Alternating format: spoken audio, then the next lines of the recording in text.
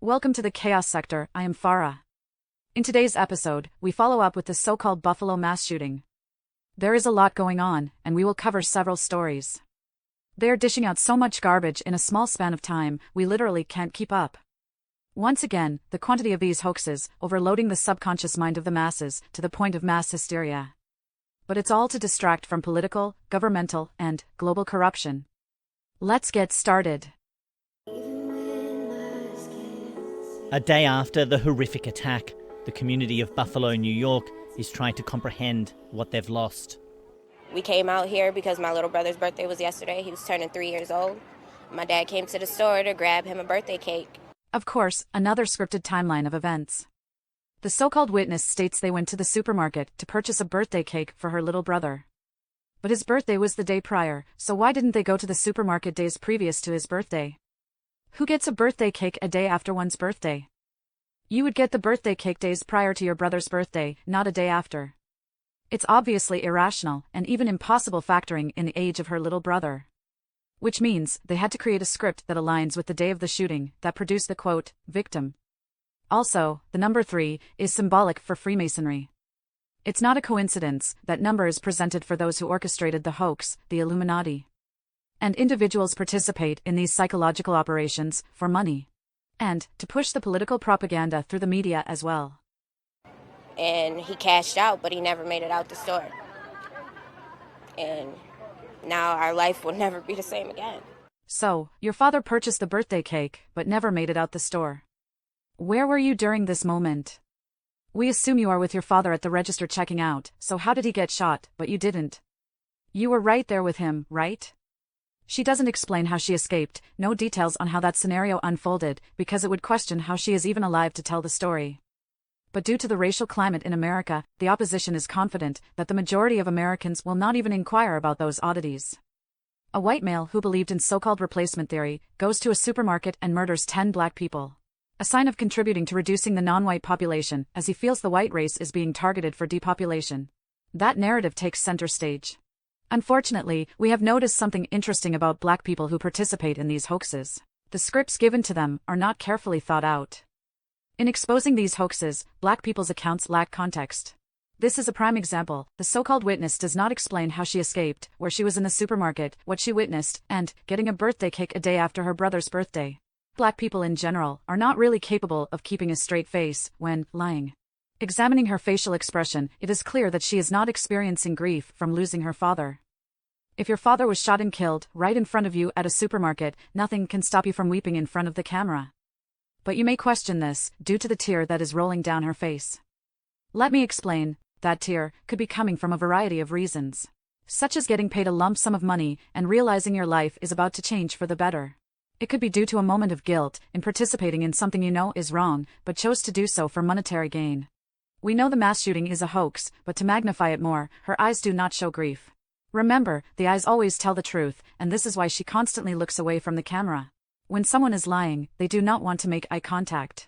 Even pathological liars have a hard time keeping eye contact consistently. So remember, just because tears are present, does not mean those tears are for what it's being depicted as grief for. Don't misunderstand, all races can't truly deceive the public as a whole. But black people are magnified greatly in these hoaxes. Why didn't they just make the day of the shooting her brother's birthday? At least in this scenario, your reason for being there on that day is more logical, right? Something tells me that they intentionally produce irrational scripts to see who will expose the red flags in them. Look no further. He was one of 10 people killed when an 18-year-old opened fire in a supermarket, live streaming it on social media.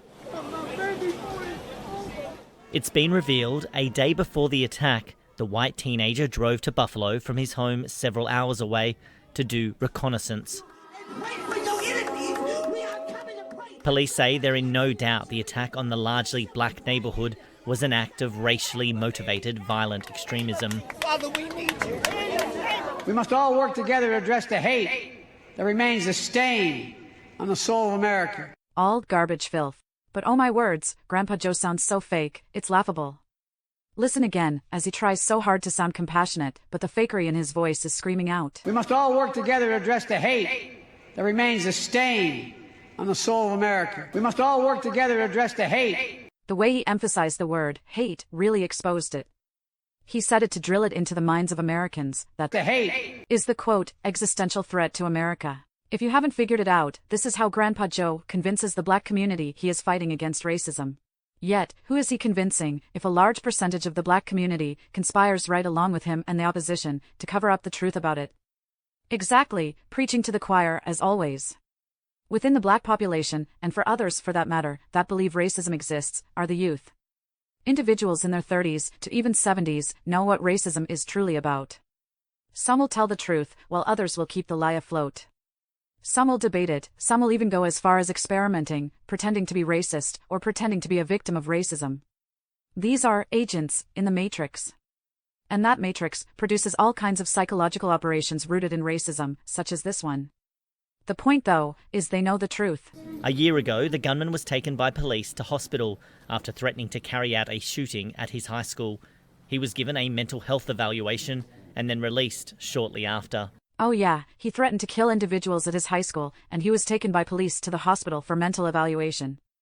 Negative, that is not how the law works. If a person, despite being a minor, threatens to kill someone, and even multiple people, this is a terroristic threat. This is handled by the juvenile courts, and that teenager could be tried as an adult, depending on each state. The authorities wouldn't escort him to a mental institution after threatening to kill students. He would be arrested and charged with terroristic threat. As an adult, a terroristic threat can range from 2 to 10 years in prison. And of course, his medical records, criminal records, are all released, so when he attempts to purchase those weapons, his background does not check out. As a result, he is denied the purchase. So we know that this is a bogus backstory, trying so hard to produce a so-called troubled past. Yet, he would have been charged with terroristic threat with that troubled past. Especially since there have been so many school mass shootings over the last 20 years, right?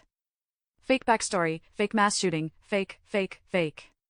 All orchestrated by the federal government and their handlers, the globalists.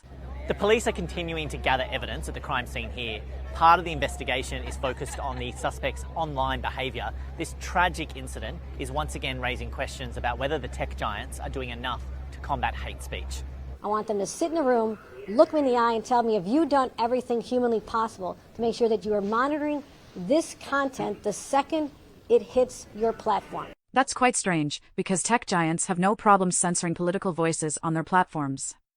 They quickly remove content that doesn't align with their beliefs, even here on YouTube.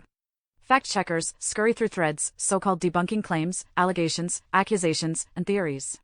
And since we all know, the CIA and FBI are also lurking throughout cyberspace, how can these individuals progress to carrying out these crimes?